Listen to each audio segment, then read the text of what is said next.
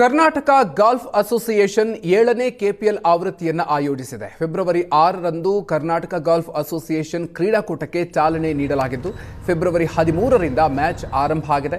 ಈ ವಿಶೇಷ ಆವೃತ್ತಿಯಲ್ಲಿ 24 ತಂಡಗಳ 600ಕ್ಕೂ ಹೆಚ್ಚು ಸ್ಪರ್ಧಿಗಳು ಆಡಲಿದ್ದಾರೆ. ಆಟಗಾರರನ್ನ ಬಿಡ್ ಮೂಲಕ ಖರೀದಿಸಿದ್ದು ವಿಶೇಷ ಆಗಿತ್ತು.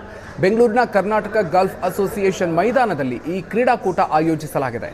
ತುಂಬಾ ಅದ್ದೂರಿಯಾಗಿ ಗಾಲ್ಫ್ ಕ್ರೀಡಾಕೂಟ ಆಯೋಜಿಸಿದ್ದು ಗಾಲ್ಫ್ ಪ್ರಿಯರಿಗೆ ಹಬ್ಬವನ್ನುಂಟು ಮಾಡಿದೆ.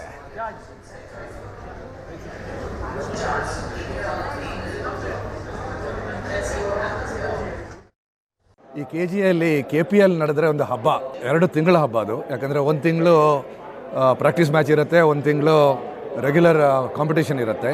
ನೀವು IPL ನೋಡಿದ್ದೀರಾ, IPL ಅಷ್ಟೇ ನಾವು ಎಕ್ಸೈಟೆಡ್ ಆಗಿರ್ತೀವ, ಅಷ್ಟೇ ಚೆನ್ನಾಗಿ ನಾವು ಆಡ್ತೀವಿ. ನಮ್ಮ ಟೀಮನ್ನು ನಾವು ಹುರಿದುಂಬಿಸ್ತೀವಿ, ನಮ್ಮ ಟೀಮಿಗೆ ಬೇಕಾಗಿ ಆಡ್ತೀವಿ. ನಮ್ಮ ಟೀಮಲ್ಲಿ ಯಾರಾದರೂ ಚೆನ್ನಾಗಿ ಆಡಿದರೆ ಅವರಿಗೆ ಚಪ್ಪಾಳೆ ತಟ್ತೀವಿ. ಸೊ ಆ ಥರದ ಒಂದು ಮಾಹೋಲ್ ಇಲ್ಲಿ ಇರುತ್ತೆ. ಸೊ ಇದು ಹಬ್ಬದ ಮೊದಲನೇ ದಿವಸ, ನಾವು ತುಂಬ ಎಕ್ಸೈಟೆಡ್ ಆಗಿದ್ದೀವಿ. KPL ಅಂತ ಹೇಳೋದು ಫಸ್ಟ್ ಟೈಮ್ ಗಾಲ್ಫಲ್ಲಿ ಒಂದು ಲೀಗ್ ಆಗಿರೋದು. ಇದು 7ನೇ ವರ್ಷ ಆಗ್ತಾ ಇರೋದು.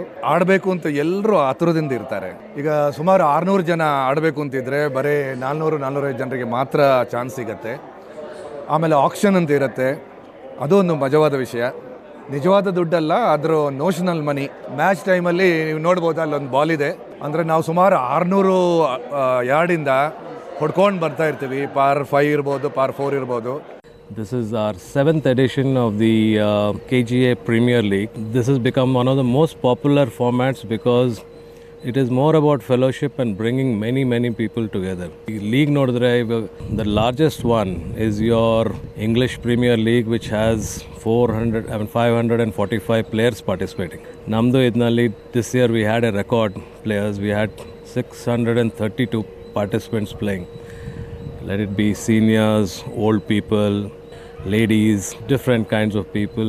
Some cases families, people are playing, grandchildren to 3 generations are playing.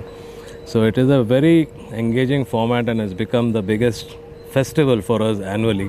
This is the 7th year, and we look for, this is something that